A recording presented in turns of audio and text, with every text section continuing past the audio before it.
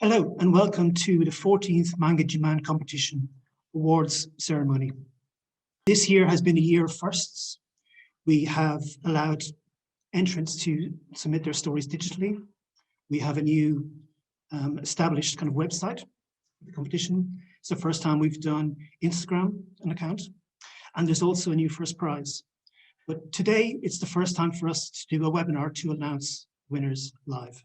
So thank you very much for joining us. My name is Mark McAvoy, and I work at the Japan Information and Cultural Center as part of the Embassy of Japan, which organizes the competition. So essentially this webinar is divided into two halves. The first half will be a talk on Yonkoma by Dr. Simon Grennan of the University of Chester. But first, Minister Ito Takeshi, who is the Minister for Public Diplomacy and the Media at the Embassy of Japan, who is also one of our judges, and he will give the opening remarks. Minister, please. Good evening, everyone. Thank you very much for joining the 14th Manga Jiman Competition Awards ceremony with an online lecture by Dr. Simon Grennan, Yonkoma, the subtle and surprising art of stories that are hard to tell. Last year, in February, we had the 13th awards ceremony at our embassy. It was great to see you all in person on that occasion. This year, we cannot meet there for obvious reasons, but we can still meet online. We can catch up with friends, connect to people, have a good time, enjoy lively conversation, and work together on creative activities online, thanks to technology. We are now using technology much more, and in many cases in different ways than before. It is indeed timely to reflect on various aspects of technology.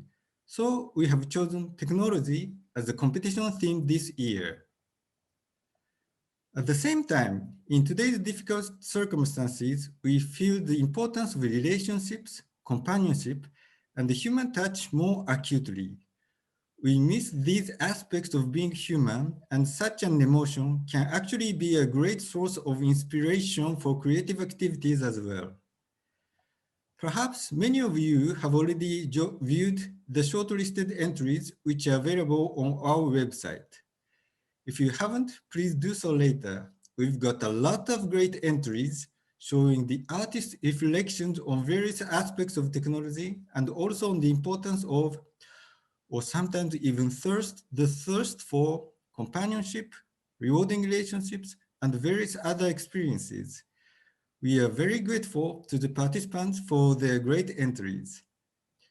Even though we are in difficult circumstances, the creative thirst seems so strong, judging by the great many excellent entries with their splendid ideas.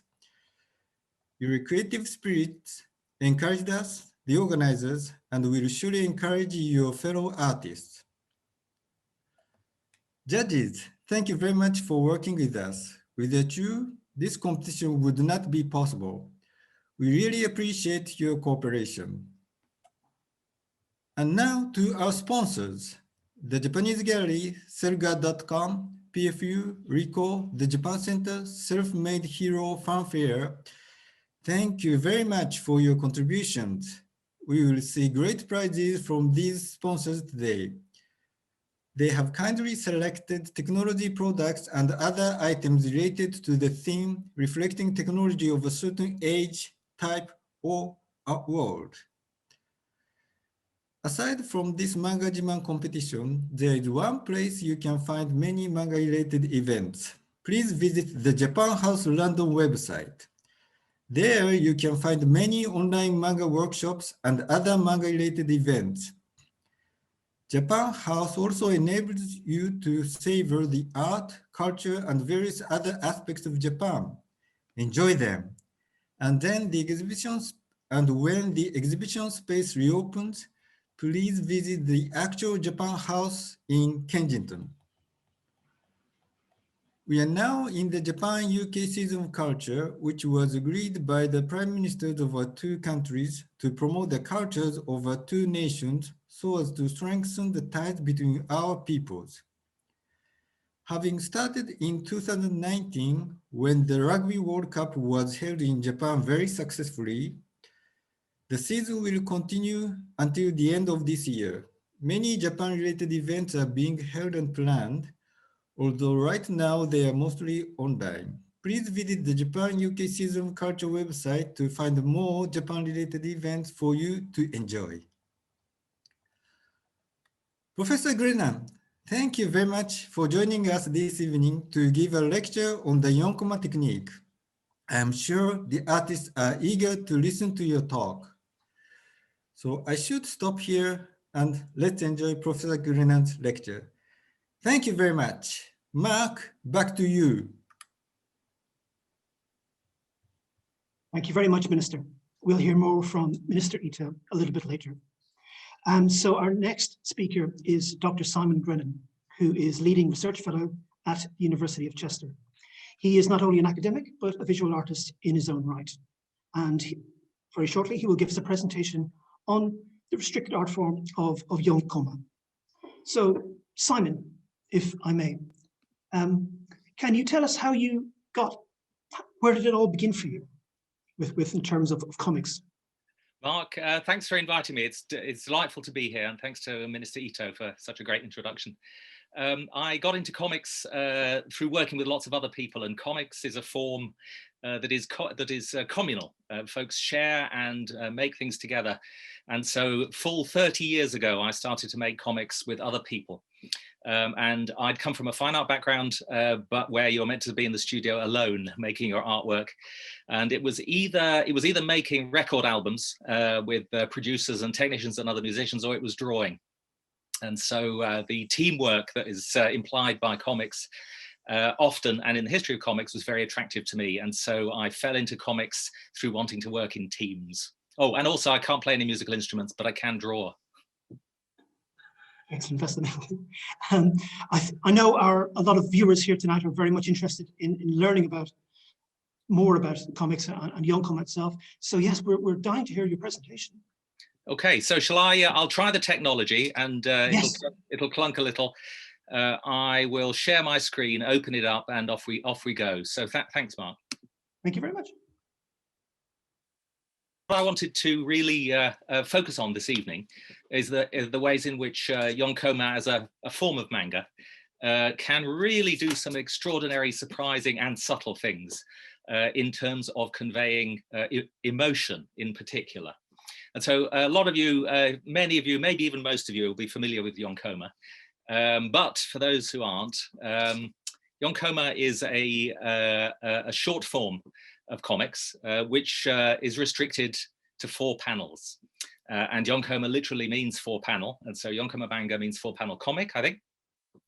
And so I'm just going to run through in the first half of my talk the ways in which Yonkoma developed and how it came to a point where I used the Yonkoma form to draw a particular comic that had to deal with particularly difficult stories and difficult emotions. And so, as I say, Yonkoma is a short form of comics in the sense that it's not a big album or a graphic novel, or it's 4 panels. And it's a particularly 20th century phenomenon, although it has roots in storytelling devices and traditions that are a lot older, in particular drama. And I'll get to that in a moment. It's really a form of comics that is related to periodical publishing. And so it's a newspaper form in a sense. It's something that you consume very quickly and then you discard. It's also forms the entertainment section in that of newspapers in that sense, or adds to that.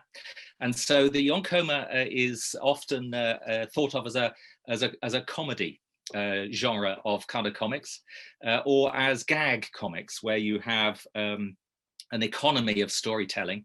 Economy meaning how much story can you tell in 4 panels? You have to be brief and you have to be to the point, and that brings us to this slightly older tradition of storytelling, from which it kind of derives. Really pretty early on in the development of periodicals and newspapers and that kind of things, 20th century, the form becomes settled. The 4-panel thing becomes a kind of thing. It's a thing, a recognizable thing. And it derives from drama in the sense that it's a way of arranging a story so that you have an introduction and you have a development of what you see in panel 2, And that all is going along quite easily, and then you are twisted. There's a twist in the story in panel 3, which is often unexpected, leading to a conclusion or a punchline, which appears in panel 4.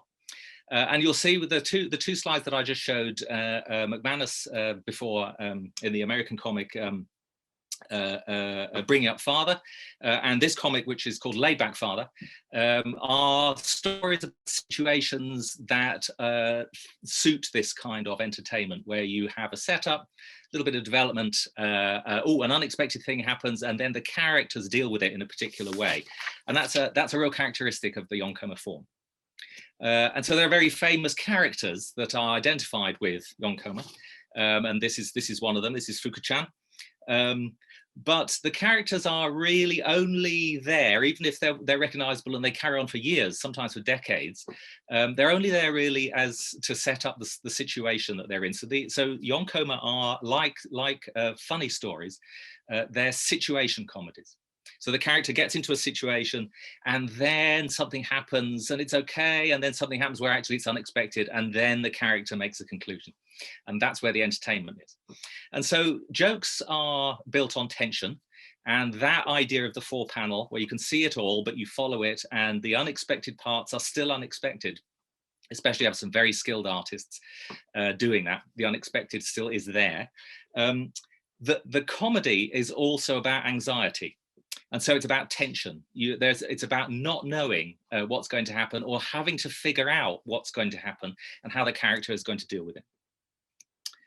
And so there's lots of Yonkoma, some of them very long running, some of them very short, drawn in different styles. And so the drawing style of Yonkoma doesn't necessarily match the other developments, the larger or mainstream developments in manga publishing or anywhere else. Sometimes the styles are specifically suited to this, but in a sense it doesn't really matter.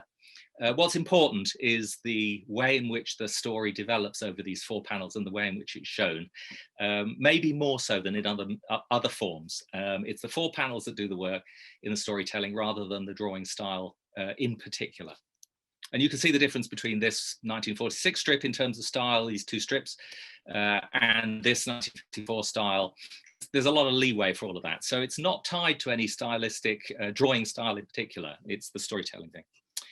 And so really about in the post-war, although maybe a little earlier too, that you've got this idea that anxiety is something that the story should be about in Yonkoma. And so the anxiety is about not knowing in Yonkoma. It's about the characters getting into a situation where the reader follows them and is with them, but neither the character nor the reader kind of understands what's going to happen next. And sometimes, the most sophisticated Yonkoma, the reader reaches the conclusion, the punchline happens, and you're still thinking, I don't get it, I don't understand. And so there's a real sophistication with Yonkoma, which has developed as a tradition of pushing the envelope so that the reader may or may not get it. And of course, that increases the anxiety. That increases the tension, and when that anxiety is relieved in the punchline, it increases the joke. This is where the emotion kind of comes from. You've got relief and you've got resolution. And so, this tiny little strip here is a case in point where actually I've read this strip in translation a lot, and I'm still not quite sure what's going on, and that's possibly because I'm not reading it in the right way. In fact, yeah, it won't be the artist's fault; it'll be my fault. And this is a little story about confusion over a number of different titles of princesses. And so everyone is mentioning Mononoke, but they're all talking about a different Mononoke. And you never quite understand who's misunderstood who. And so misunderstanding is one of the things that Yonkoma plays with to increase this anxiety and then to give you some kind of resolution, although I've never had any resolution with this particular strip because I still don't understand what it's about. And so look at this, for instance, which is much more recent than the others that I've been showing you. And so this has a real twist. This is it's one of my favorite Yonkoma of all time. And so here's the character with a snow dome, shaking it, and then looking, and then being shaken. And then the viewer steps back in the final panel, and there's a creature, there's a thing which is shaking him. And in fact, he is in a snow dome. And that's really unexpected. And so so the shake in panel 3 is like, well, what's happening? We don't quite get it. And then it really doesn't make sense until it does make sense in panel 4. So yeah, so this is a great, the economy of this is good. The unexpectedness is good. I'm anxious because I don't know what it's about, and then I do know what it's about, and I feel relieved. And it's a very sophisticated little hit of emotion. So on that basis, on that background, I'm going to bring you to a comic that I drew with a number of other people, which used this form for a particular purpose. And so the comic's called Parables of Care, and it was made in 2017, 2018, with Ernesto Priego, who's at City University, and Peter Wilkins, who's at Douglas College in Vancouver. And Parables of Care, the subtitle is Creative Responses to Dementia Care, as told by carers. And so what happened is that Ernesto and Peter and I came across a group of stories that had been told in a very different place to where we work, in the medical humanities, where folks who care for people with dementia had shared stories in order to solve problems. And we looked at this database of material called the Care and Share, and this is what it is. And it was archived. We just stumbled across it, or Ernesto really did. And so there's a very short case studies where the person who's caring for someone with dementia provides information about the situation, what the challenge was, and how they resolved it. And so it's about practical solutions. And at the same time, we were looking at this, we thought this feels very much like Yonkoma. Very, very much like Yonkoma indeed. And so I should just say that a parable, we call it Parables of Care because a parable is both an ambiguous story and the story in parables has applications and analogies with many situations. The reason that the parable of the hare and the tortoise or the wolf and the lamb is successful is because the reader can place themselves as one of these characters into this situation. And often in Yonkoma, the gag is like that. You identify with the character in a way because there is this immediate tension and you don't know what's going on as a reader, character doesn't know what's going on, there's a twist and then there's a conclusion. So take another look at this, my favorite, or one of my favorite Yonkoma. And then I'm going to show you this. And this is the page from Parables of Care. And so one of the things we wanted to do in terms of making drawings, Parables of Care, the comic, is for carers. And so it's for sharing amongst carers. So it's an information pamphlet in a way that shares this information, practical ways of dealing with problems in dementia care. One of the things that we started to understand about the Care and Share archive and these stories was that the stories often made no sense except in the world of the person who was the patient, except in the world of the person with dementia. And so grappling with that, in a sense, the carer was having to read the dementia patients or the dementia sufferers kind of world, get into that world and make these shifts. And often that's an emotional connection that has to be made with the patient. And so here's a story which uses the Yonkoma device in this way. And so we have, it's called Sandra's Desk, and there are 4 panels. Sandra's in a care home and she has dementia. She said, I want to contribute because she remembers what she did in the past, but nobody has any idea about what that means or how to do that. She can't explain any of that. And so her carer sets her up an office desk in the care home with her name on it and the equipment and various bits and pieces so that she can start to perform what she wants to do. And the twist is, and that's fine, that's the kind of interesting thing, the carer thinks it up, makes these kind of actions, and then the twist is that Sandra never uses the desk at all. Actually, she uses a prop some way off and starts to be a greeter instead. And so I'm going to show you another of the pages, maybe a little more straightforward from a Yonkoma point of view, called Shouted at Reflections. And so this is about a story told about a man who sees his own reflection in a darkened window at night or at a mirror in his house, and he thinks that it's somebody else. And so he gets very agitated and uncomfortable and afraid, and he shouts at this person who never moves because it's him. And so the Yonkoma form allows us to set that up, explain what the situation is so that you think, well, I'm not quite sure where this is going. What's he shouting at? And then the final panel, we tried very hard to be as economical with the punchline as we could. And so the final panel is exactly the same as the first panel, except that the curtains are closed and the mirror is gone. And that was the solution to this problem. He'd get on quite happily as long as he didn't see his own reflection in shiny things. So to kind of sum up and make those connections more, for us, we were able to see, with Parables of Care, we were able to see how reader anxiety might, about how the story will end, was a device in Yonkoma that was very, very deftly done, subtly done, and could be incredibly impactful and emotional. That kind of thing was reflected in Parables of Care in terms of experiences of people who cared for folks with dementia. And so there was a kind of direct connection to the reality of the reader in that. So carer anxiety, reader anxiety, and then finding a solution. And that all in this very economical form so that you understand that the situation could be a situation that you're in as a reader, carer, or just as a reader. So creativity, in the sense in Parables of Care, and always actually in Yonkoma, I think, making connections across boundaries always wins out. The resolve is always there. Something always happens to make sense, and the world makes sense again for the reader. And that's Yonkoma.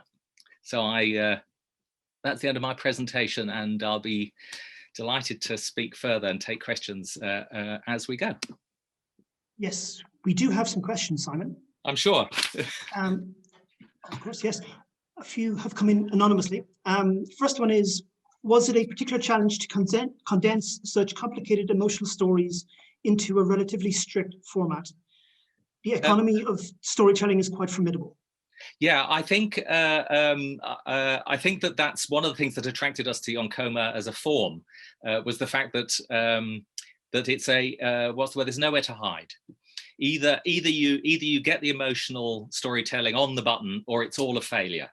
And that's the case even when the topic and the subject matter is much more light-hearted, as in the Snow Dome, or slightly supernatural, as in the Snow Dome. In fact, actually, if you don't get the reality of the anxiety and the emotions right, it simply just fails. And therefore, it's either clear or unclear. And there's a struggle involved in that. And so I think one of the things that great Yonkoma artists do is that they tease and play with the audience, the reader, to make it more difficult for you to understand. And the more difficult it is, the more relief and pleasure you get when you know what's going on. One more question. Do you think making it Yonkoma made it more accessible than longer comics? Oddly enough, I think it did, and the reason for that is because we were able to collect them together. And so I think there are 14 stories in Parables of Care, and I think that because we had to be so economical with information, at the same time managing to get this emotional reality and the actual sensation, the feeling, the part of the reader. I think that it's that folks don't have to invest in the story. And that's another great thing about it, is that it's like the newspaper strip, is that you can pick it up and get this kind of hit off it and understand something really quite sophisticated very immediately. So it's both accessible and sophisticated. I'm really selling Yonkoma, actually. One more from Irina Richards, a good friend of Manga Jiman. She says that, thank you for the talk, very informative, and she loves Parables of Care. Is there a relationship between Yonkoma in Japan and gag comics in Western newspapers? Did the forms influence one another? Yes, I mean the answer to that, it has to be yes. And so there's a lot of however the panels are arranged, and actually whether there are 4 or more. Past a certain point, things start to get more complex in strip comics of all sorts. But yeah, there's mountains of examples of 4-panel. Charles Schulz, Peanuts is often has this very classic kind of strip reading. And so I think that the influences I think that everyone was reading each other's papers as globalization occurs and is occurring. All of that happens, and folks are looking over their shoulder. I think that because the form is so recognizable, and it's easy to see just where the really good Yonkoma artists are, because you really feel it immediately.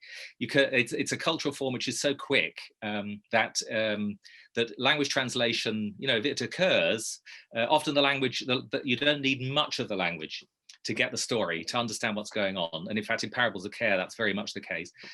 So you can kind of see what's happening. So I think, yes, I think that there's no formal distinction. There are different circumstances. You know, the 20th century is a long century, but actually, yeah, of course, they're all influencing each other. Everyone's looking at each other and getting good tips as to how to do it.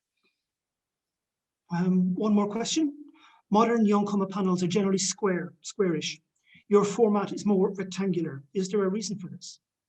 I think that we wanted to make a little handbook, and so we were like Yonkoma artists always. We were in a way the editor, in inverted commas, said you've got to fit that space. and so the long it's interesting about the long panel because it's slightly less. It could be seen as less stable than the square. And of course, you can draw in different ways. There's a certain bit more panorama, but actually it doesn't make that much difference. And so the fact that we had to produce this little booklet, we could have cut it up differently, of course, but actually that wasn't a problem. And also it implies a kind of long reading. So and that's me. I like the panorama actually. So I think that's okay. So I don't think it makes that much difference, but it allows folks to access the book without knowing what to expect, and then they end up with Yonkoma. Very good. We have two questions which I think can be answered at once. First part is, who was the greatest Yonkoma artist and why? And secondly, can you recommend some Yonkoma artists? So who's the greatest? And can you recommend? Well, that's what a terrible question to have to answer. So I mean, immediately, my immediate impulse would be to say, well, even though I've only drawn 14 or so Yonkoma, I'm the greatest. Obviously, but that's not true. I think that I'm going to say that the greatest Yonkoma artist is to be found somewhere in the ranks of the contributors to this competition. And so this is the greatest Yonkoma artist is yet to come. So that's the first thing. And what was the second part? Where can you learn? Well, Yonkoma is everywhere, and so actually the place to learn. The way to learn about Yonkoma is to read a lot of Yonkoma, and then you start to see who you like and what they're saying, where they appear. And it is, we live in an age, a digital age, and so you can do a lot worse than Googling Yonkoma. Finally, for me, we'll shortly have the announcement of the Yonkoma winner. Yeah. But for any budding Yonkoma artists out there, any kind of advice you can give? Yeah, I think one of the interesting things about making Parables of Care for us, where we hadn't used the form, we hadn't done any Yonkoma, was to be very brutal with ourselves about whether we were getting whether the emotion was right and the hit was right. And when we got that hit, we tried to amplify it. And so my advice would be not to think, I've shown the story, it's okay. Always try to look for a way to increase the drama so that moving from one panel to the other, which is a very short space, very tiny space, so that moving from one panel to another is a big distance to cover emotionally. And so the larger the hit, the truer it is.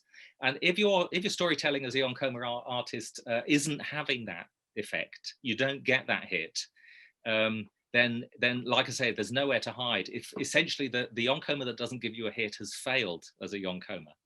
Now, there are different types of hit, different types of emotions. You might want a little giggle, or you might go, oh, that's funny, or you might go, crikey, I didn't expect that. But whatever your aim is, it has to be to the max, because you've not got much material to work with. Very good advice. Thank you very much. Thank you, Mark. Thank you very much. We can one of my colleagues will put a link to the Parables of Care in the chat. Great. So if that can help, it's very much worth a read, and taking the time to read up and read. It's a free publication. You can order one online. So the website, you can say, send me one, and we will. Oh, very good. Yeah, wonderful. Which brings us nicely on to the announcement section of tonight. And coincidentally enough, we start with Yonkoma. And this section is sponsored by Selga.com, who are a new sponsor this year. So the winner, and the quick-witted amongst you have already read the shortlisted artists, will notice who the winner is. But the winner of the Yonkoma this year is A Clunking When I Walk by Projit Mandal. When I started getting into anime first, it was Pokemon, so I started drawing them. And I also really liked drawing to begin with. And then after that, I started playing games with art styles and also started reading manga as well. And that just sort of developed, and now here I am. Pretty much immediately, robots integrating into society. And from there, I continued with that. And although the technology theme is quite subtle in my work, I think that it still came through. I really wanted to try and replicate traditional manga and screen tone, but I couldn't really find any brushes that would emulate that. And I had to experiment a bit at first, going back and forth. And I think I found what I'm happy with. I definitely hope to do something in illustration or animation. It's just been my dream this entire time. Congratulations, Projit.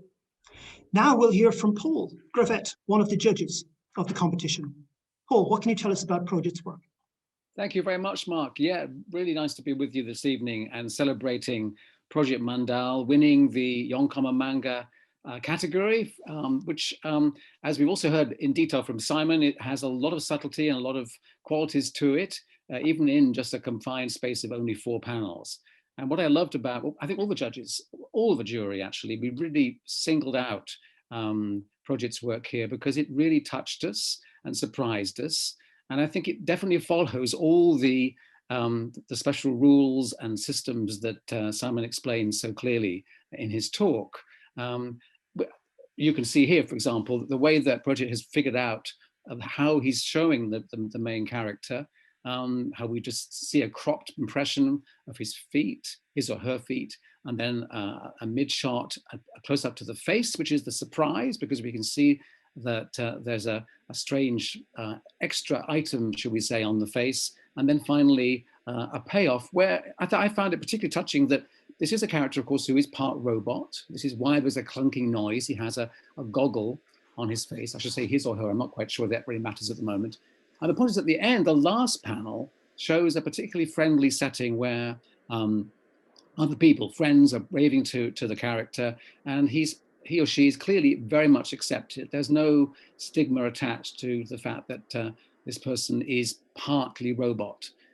So in a way, it's a comment on acceptance and tolerance, and certainly on diversity, and the fact that perhaps in the future, people will be taking on technology as part of their life, as part of their bodies, and we will adjust to that. We will accept them as people like everybody else, as part of the diversity and plurality of humankind. That's the hope. And just one other remark, I think we all liked it, but I particularly also loved the little details, particularly around the logo. Projit put in some great little mechanical devices and little extra details in the title lettering. So all in all, it was a very well thought out piece. And I hope that that Projit will definitely pursue his interest in comics and in animation, and who knows, we will see hopefully great things from him in the future. I also hope, of course, that he enters the Manga Jiman competition again when he gets a chance to do a longer full-length story, and look forward to seeing where he comes in with that. But congratulations very much to you, Projit Mandal. Your dream is really only just beginning. You've won this prize, but I hope you will win many more and achieve all your dreams. Good luck to you. Excellent. Thank you very much, Paul. Yonkoma section is very much the youngest category. Entrants aged 11, 12 or 13 can enter it. But we haven't told Projit what exactly has he won. So let us hear from Eddie from Selga.com.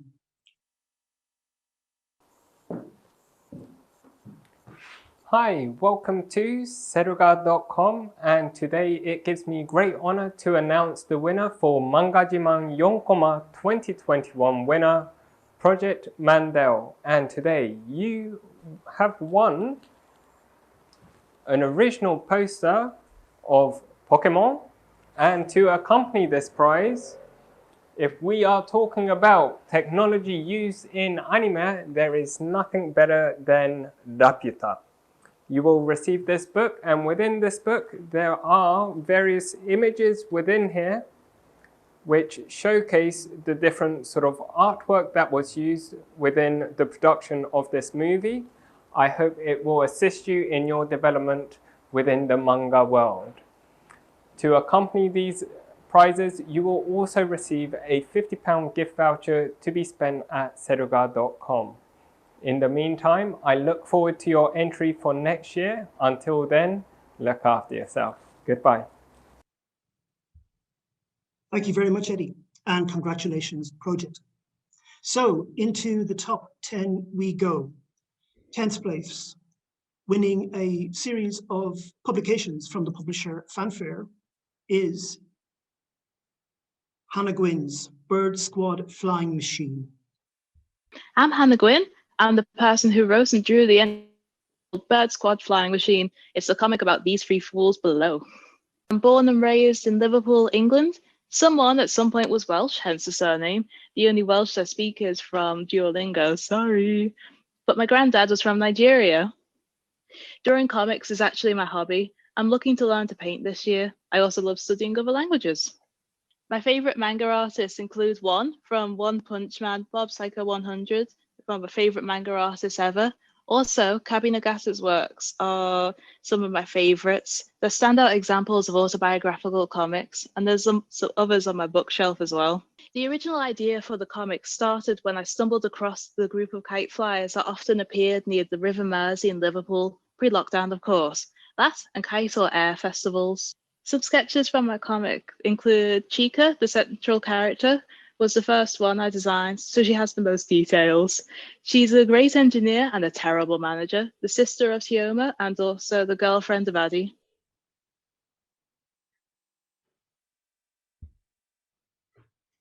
Congratulations, Hanna. 9th place, winning some more publications from Fanfare. In 9th, it is Quit Bugging Me by Robyn Pearce.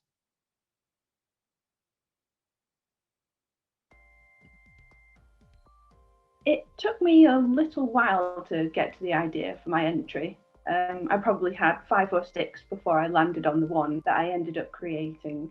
I went through many cycles, and this one just sort of popped into my head while I was sitting on the sofa. I was playing a word association with myself, essentially. You're going through webs, spiders, bugs, and then the image of a little microchip actually just popped into my head as I thought about it.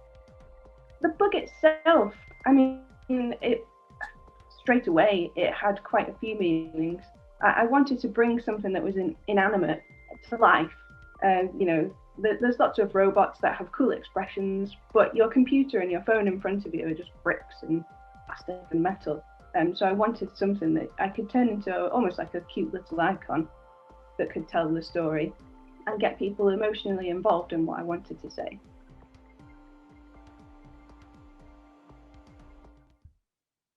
Thank you, Robyn. 8th place, yet more publications from Fanfare.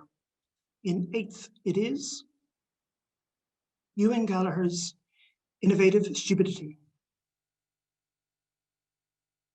What's the simple scenario which I can bring to an absolute extreme? And I'd say like, I can't bring it down from a tree, or maybe like a cake out of the oven or something like that. It's just a very simple task that can be, the solution could be overdone.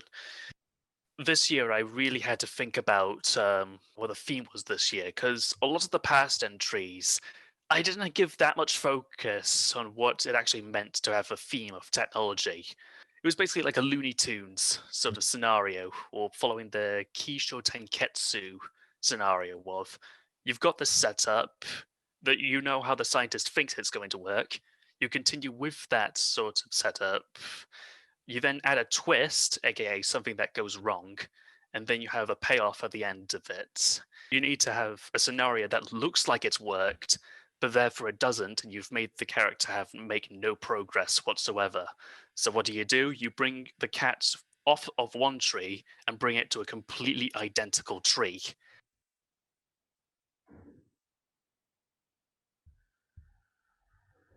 On to the next prize. Now this it's a special entry because it wins 2 prizes. So the winner of 7th and the youth prize this year is Scraps by Samantha Dent. I've basically just been doing it since I was very, very little. A lot of artistic influences in my dad's side of the family. Because my aunt's a tattoo artist. My nana, she used to draw. I got into manga when I was about 9, maybe 10. Went to Waterstones with my dad and saw Tokyo Ghoul, and I was like, yeah, okay, I'm gonna read that now. I'm gonna get you to buy me that. Writing characters in the most believable way I can, I find very fun. So I tend to just gravitate towards character instead of story. Well, I've been gravitating towards a mixture between simple animations and tattoo design. So that's something that, is kind of just something I'm interested in. That's probably something I go towards in the future.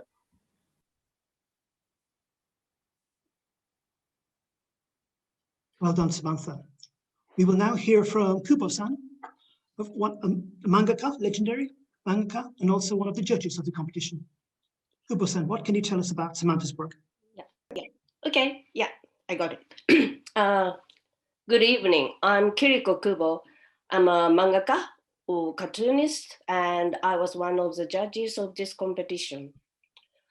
It is a delight to join this event on Zoom.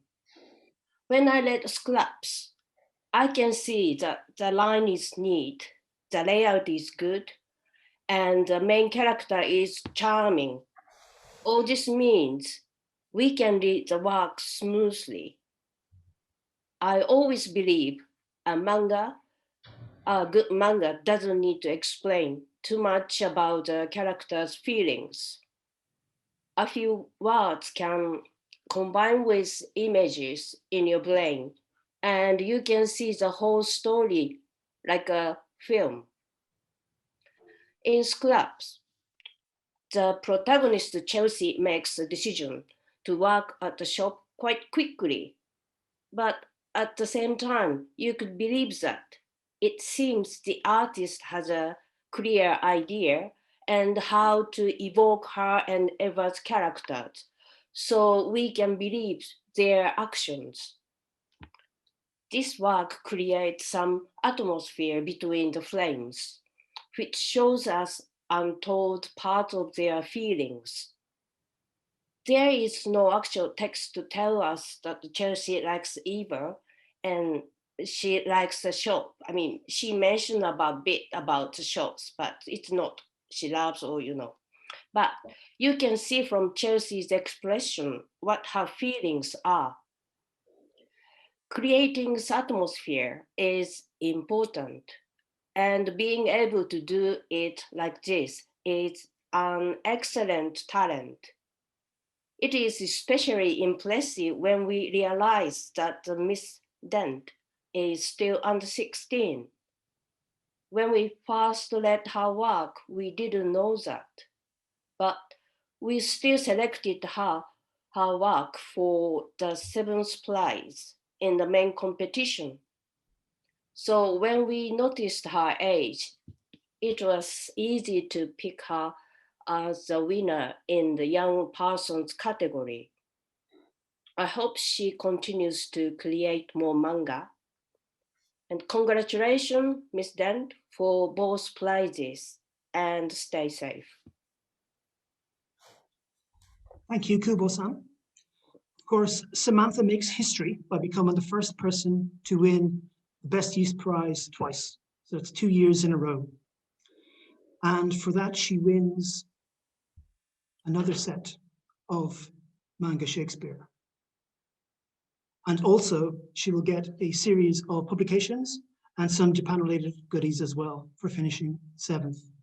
So congratulations, Samantha.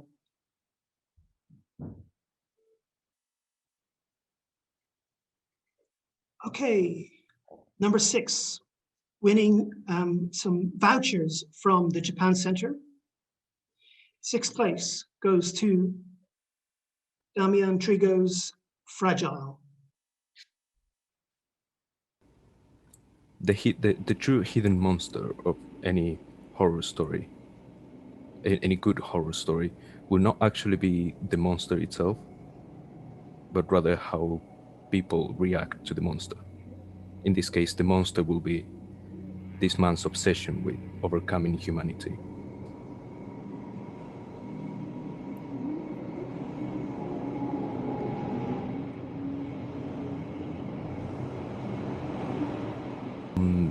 I don't know. I just like using a lot of heavy blacks when I'm doing stories. I try to stay away from using gray shadows.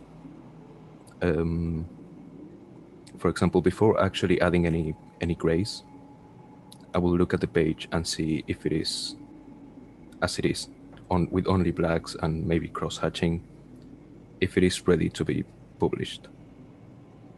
And then I add the shadows to make it better, not to make it good in the first place.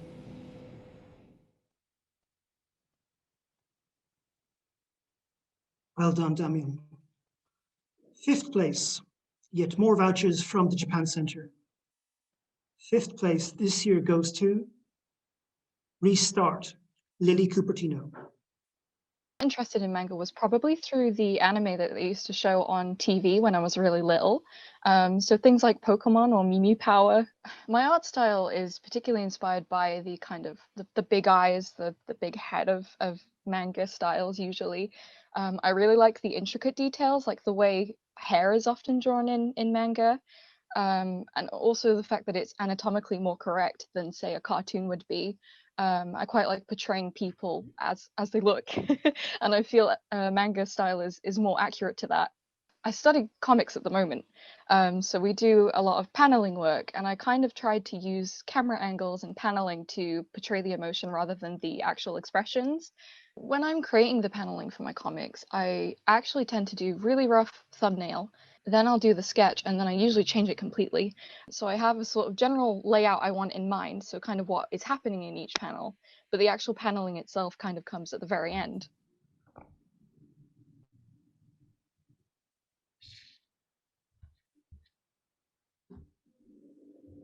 Congratulations, Lily. On to 4th place now, getting closer to the summit. 4th place, receiving more vouchers from the Japan Center, goes to Reconnecting by Edward Welch. My background's in art history, so I take a lot of influences from Japanese art history, especially. So I look at things like Hiroshige and Hokusai. I did have an idea right from the start, mainly because of my own experiences with lockdown, having to help my mother with a new laptop. It brought up the issues in different generations and how they deal with new technology. We're rehousing lots of objects that are in all the different outstores. So there's a couple of them dotted around London, and we're bringing them all into a big centre in the main store in the main site. So, and it's mainly ethnographic objects, so it's stuff from Africa, Oceania, and the Americas. And right now I'm working with the Oceania collection. So that was a big part of the inspiration for the look and feel of the comic. A lot of the objects I was seeing, such as a lot of the body armor, became inspiration for the spacesuits, and the ship itself has a lot of Polynesian sort of influence to it with the mast and the big sail.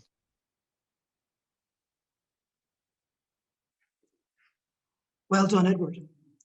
At this point, we're going to take a brief interlude, but please don't go anywhere, because we're about to lift the lid on what goes on a typical day when the judges meet, read through the stories, and discuss the winners. So let's see what happens here.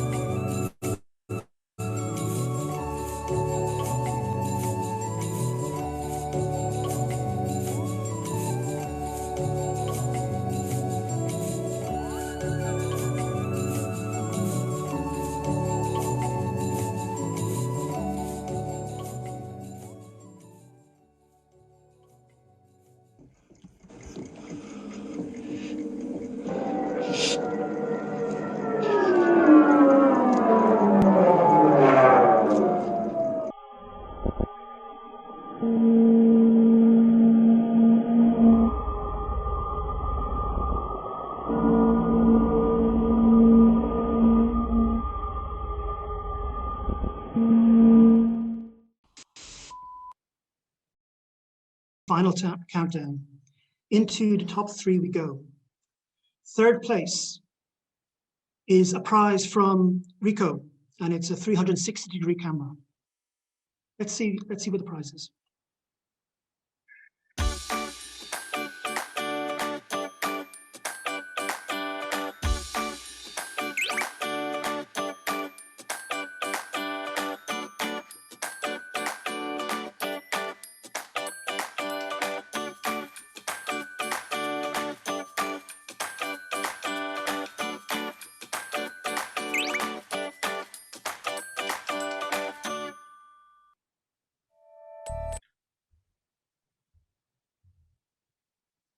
So, third place goes to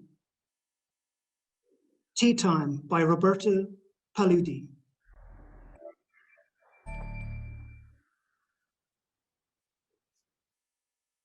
My entry, first of all, it is inspired by a real story. In this period, because of the pandemic situation, technology plays a big role. In my manga, I wanted to refer to on this, but not only on this, because before the pandemic, technology was still really helpful to keep in touch with family members who live away from home. I decided to omit any text, any dialogue on it, because I thought that, because I wanted that the reader was more focused on the elderly man's feeling, so the reader can create his own dialogues in a completely personal way. So yeah, the dialogues are created independently. In a manga, I can put on paper what I have in my mind, exactly what I have in my mind, so I can realize the image that came through in my mind in that moment. I can express myself better in this way, I think.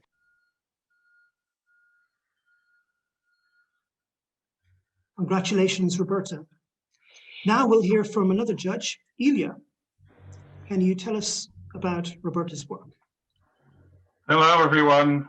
Ciao, Roberta and Brava. My comments are going to be about the specific story, but of course, they should be useful to everyone who entered or may wish to enter in the future.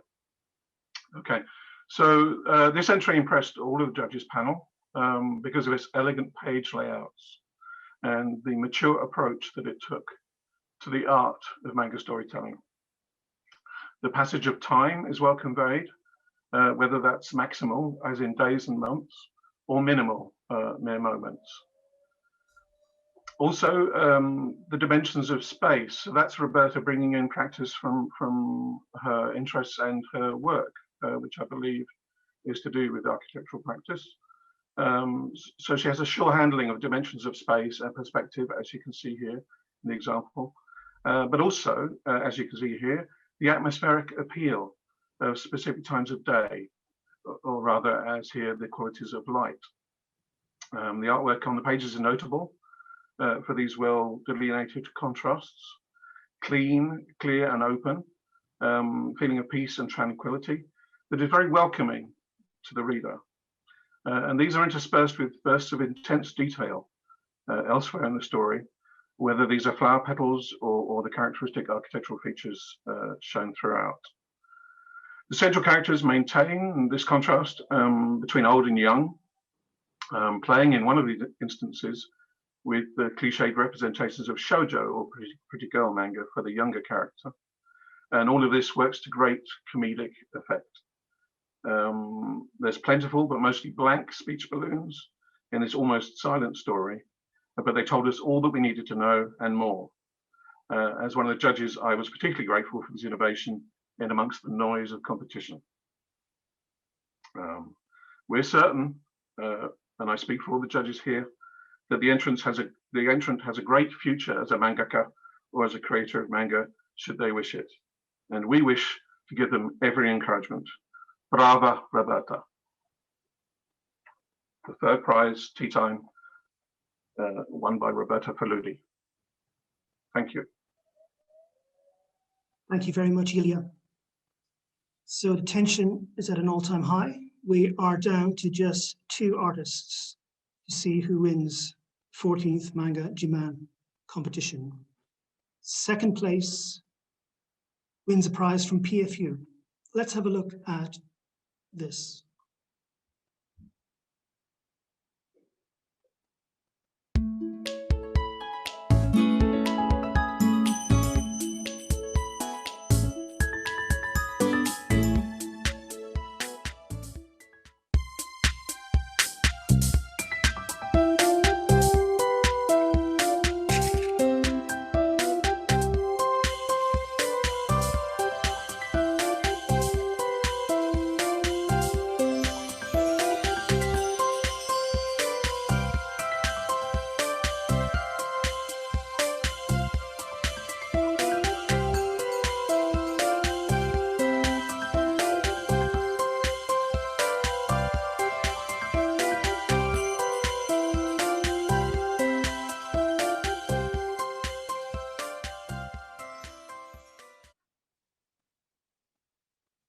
So winning a wonderful scansap from PFU and second place in the Manga Jiman competition goes to Stephen Wang and Cristian, Gabriel, Ybarra, Isamov and Maid.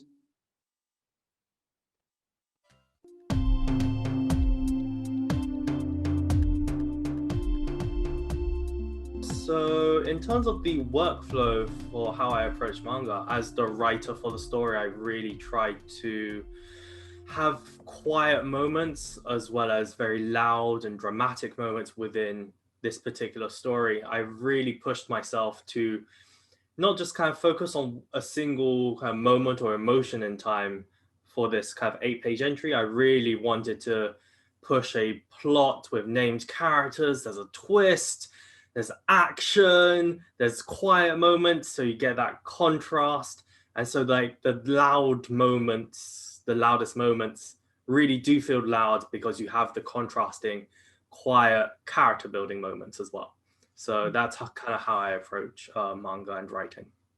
As with all things kind of cooperative, when you are one part of kind of a production process, whether it's manga or whether it's any other medium like film or kind of TV shows or whatever, it's all about kind of understanding the expectations, kind of the vision, and kind of ensuring you have a mutual kind of trust in each other's abilities.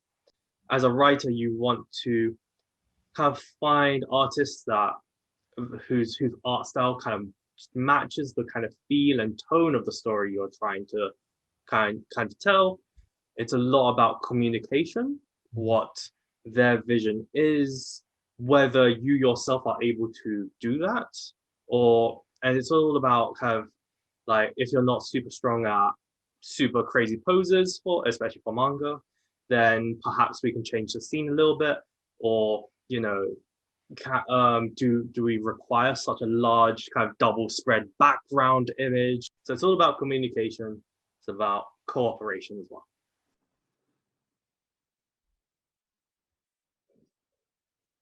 And now we'll hear from another judge, Minister Ito. Minister, please take it away.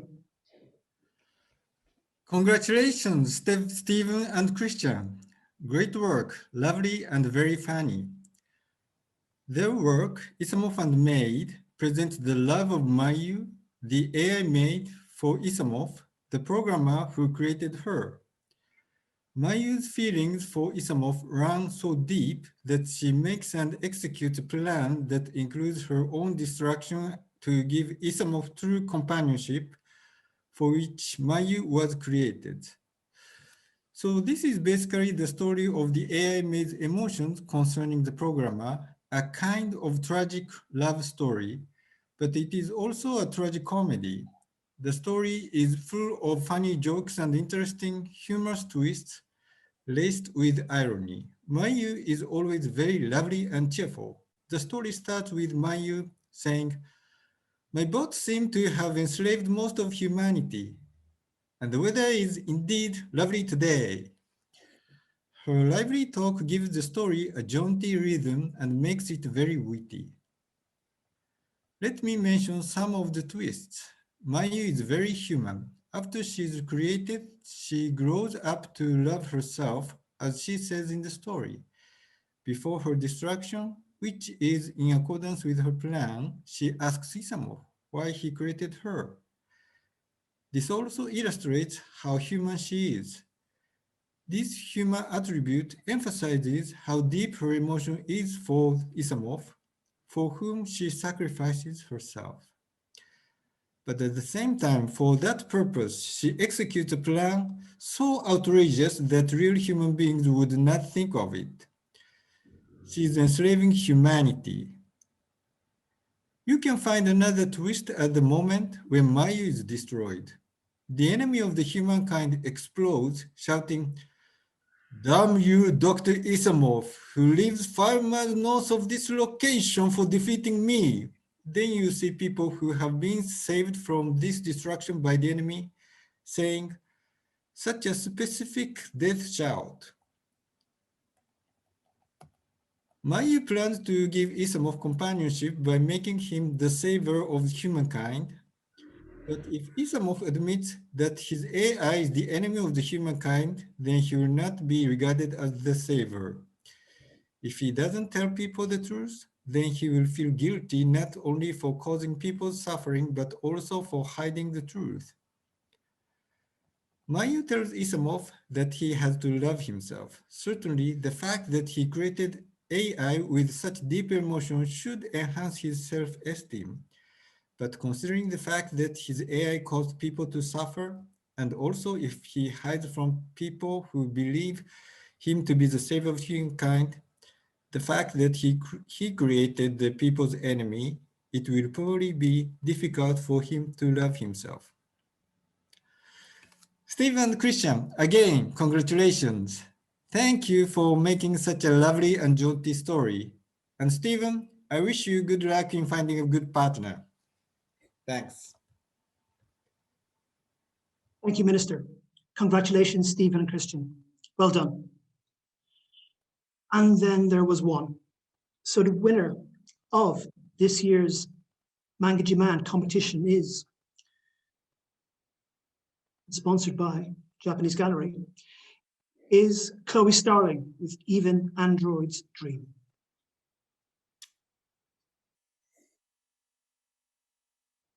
It started for me when I was a teenager.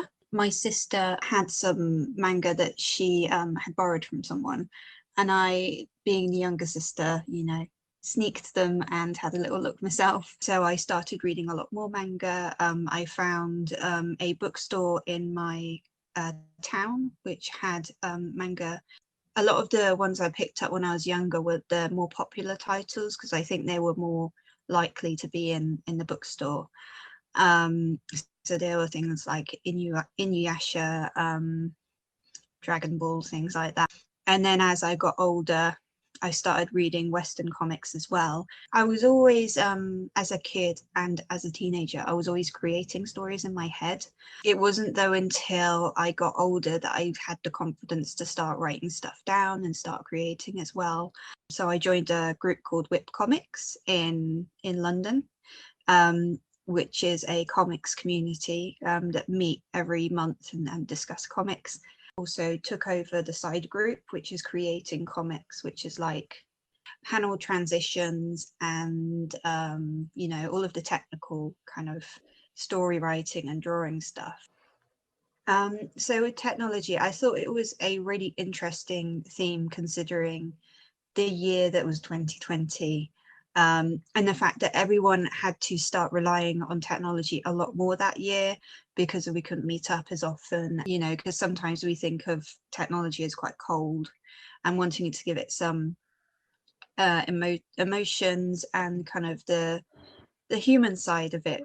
I explored that, the idea of someone kind of almost having to do the same task every day and not being recognized for it, or you know, having to do it. So I quite like it when I get given restricted page numbers because of, you have to almost treat it like a bit like a puzzle. So you have to figure out, you know, where you're going to put plot bits. you know, how to arrange the pages and to have the most effective story and create the best flow for your story as well. So yeah, it's got this very expressive style, and that is kind of it's almost inspired by how I used to doodle when I was little.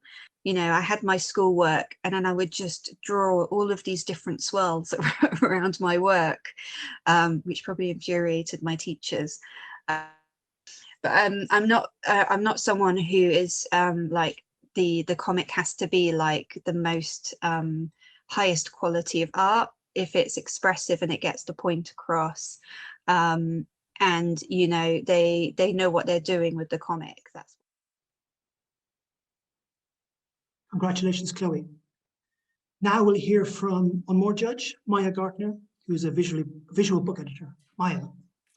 Thank you, Mark. It's great to be here this evening amongst so much talent.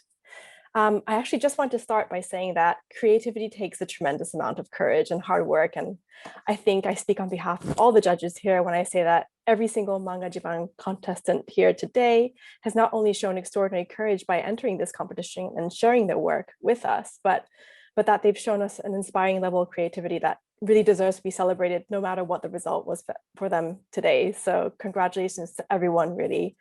You're all wonderfully creative individuals. Your voices have and will continue to be heard if you can continue to follow your passion.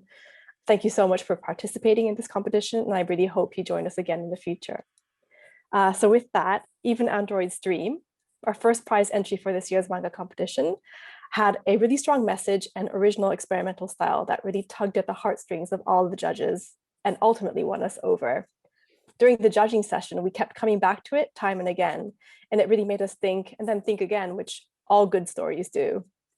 The story explores the emotional and human side of technology, documenting the daily life of an android, starting with her daily reboot, first thing in the morning and following her through the day and through her life. It's a life of tasks that is exhausting and for which she's underappreciated and mistreated. Yet during her overnight shutdowns, the android escapes her daily life through dreams of freedom and dancing in nature until her daily reboot is initiated again. What was so impressive about this entry was that the way Chloe portrayed the theme of technology with warmth and emotion through softly shaded, intricate geometric patterns and really innovative panel transitions. This was truly unique and we'd never seen anything like it before.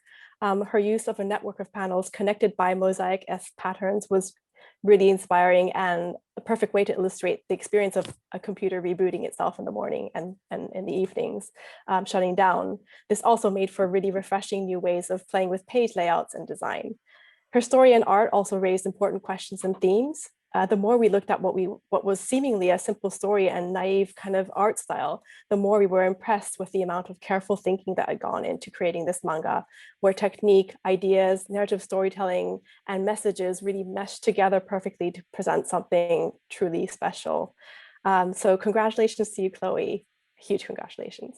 Thank you. Thank you, Maya. We echo those statements as well. It's very much, we wouldn't have a competition, of course, without entrants and wonderful people as well. But we haven't told you about what you've won. So this year, we have a new sponsor of the first prize, and it is Eddie. But this time, he's joining us from the Japanese gallery. Take it away, Eddie.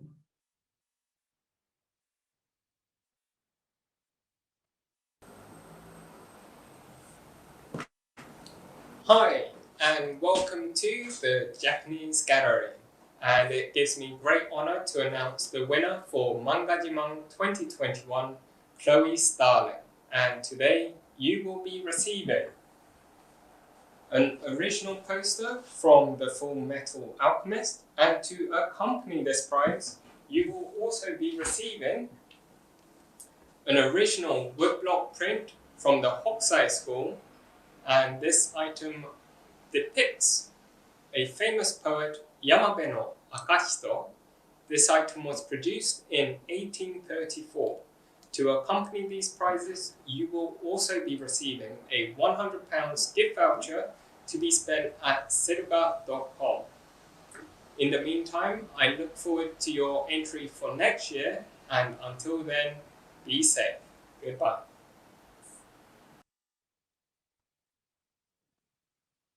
Thank you very much, Eddie. Wonderful prizes. I think we'll all agree that absolutely fantastic.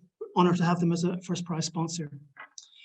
But I wonder if we can bring back in the judges, just to kind of, is that okay? Just to kind of talk through maybe what you thought about this year's competition and quality of entrance, and if anyone has any. Paul, what do you think about this year? It's a great year, and I think I don't know if we necessarily expected the technology theme to be quite as relevant as it turned out. I mean, I know maybe we weren't all 100% sure about the theme when it first came along, but of course it became really, really topical and really relevant. And as I think we've all discussed it over these stories, the technology is one of these things that we have a mixed relationship to. I certainly do.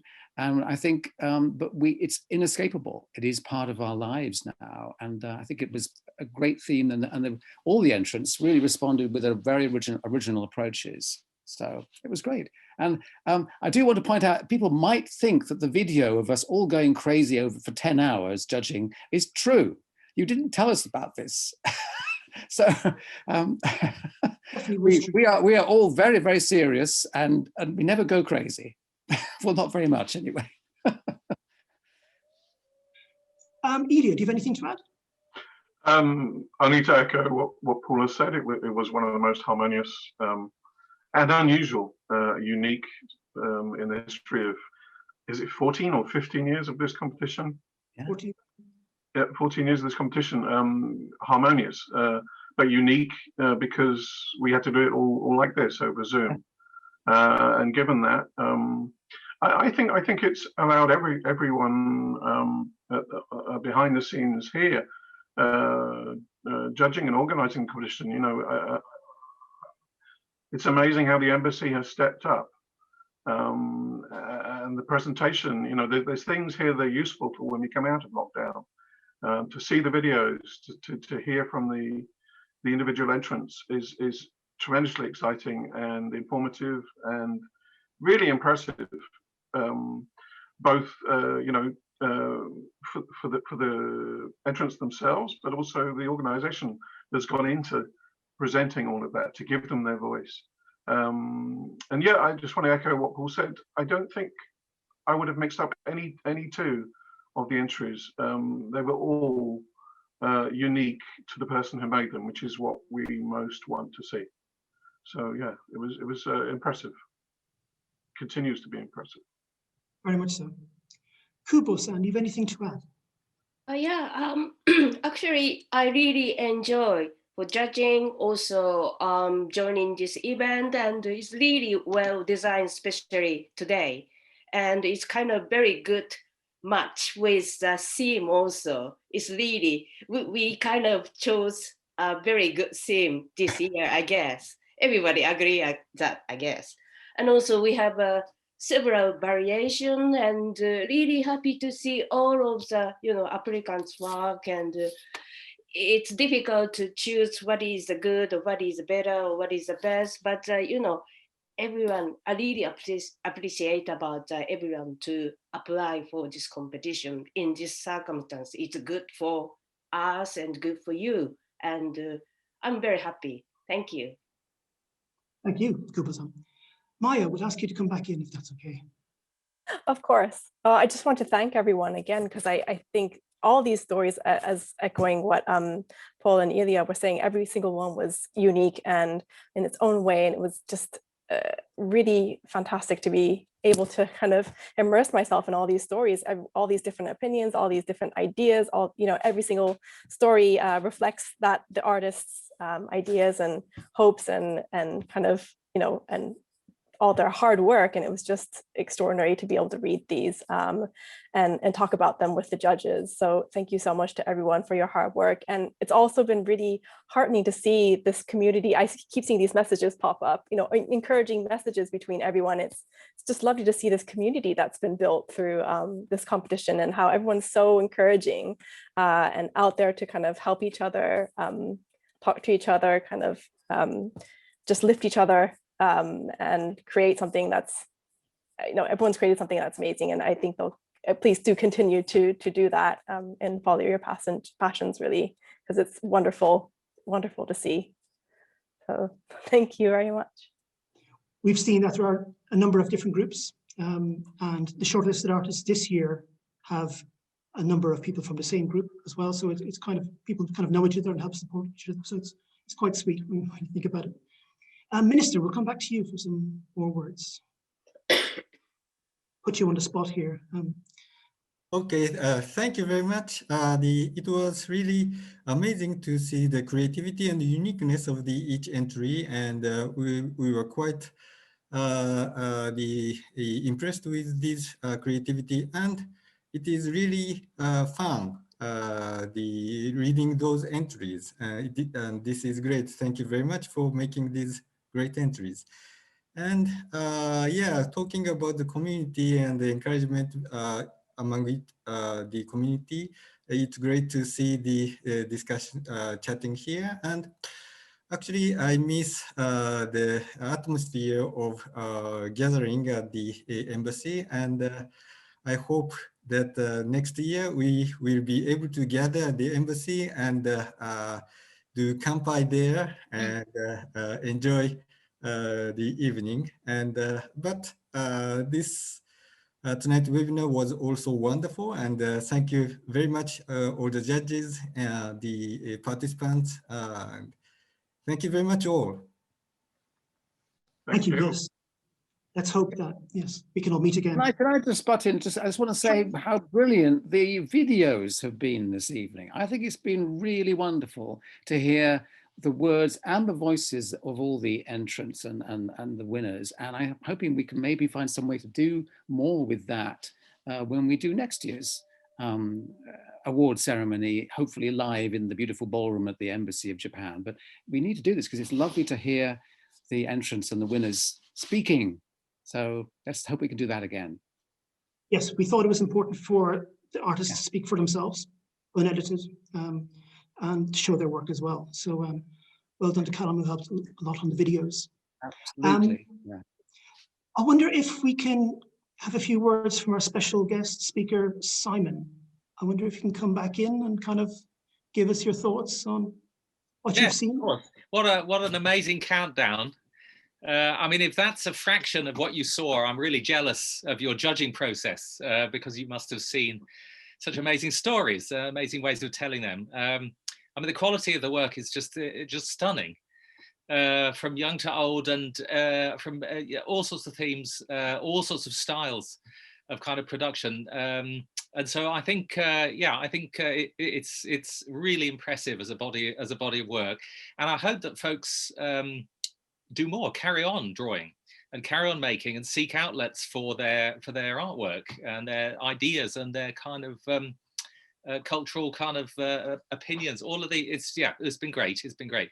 And actually, I'd like to reflect what I agree with what Paul says. I think that the video snips of folks' actual voices saying what they're doing is really, really affecting. I thought that was a lovely thing.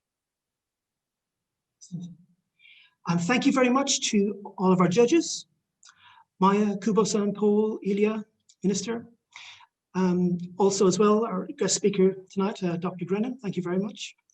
Thank you, a big thank you as well to our prize sponsors for some wonderful prizes. Many of you continue to astound us with just generous things. But the biggest thank you is the people who enter every year. We wouldn't have a competition without you. So please do keep it up. We have repeat entrants, we have kind of new entrants. So spread the word. Yes, we'll hopefully have more information for you on our website and our social media channels with updates throughout the year. So please do follow and subscribe and like. But if you want to go back and reread the winning entries, they are available now on mangajiman.co.uk. So yes, thank you very much for tonight. All the best. It might abruptly end now for guests and speakers, but thank you very much. Good night, all. Good night. Thank you. Good night. Bye. Bye. Stay out.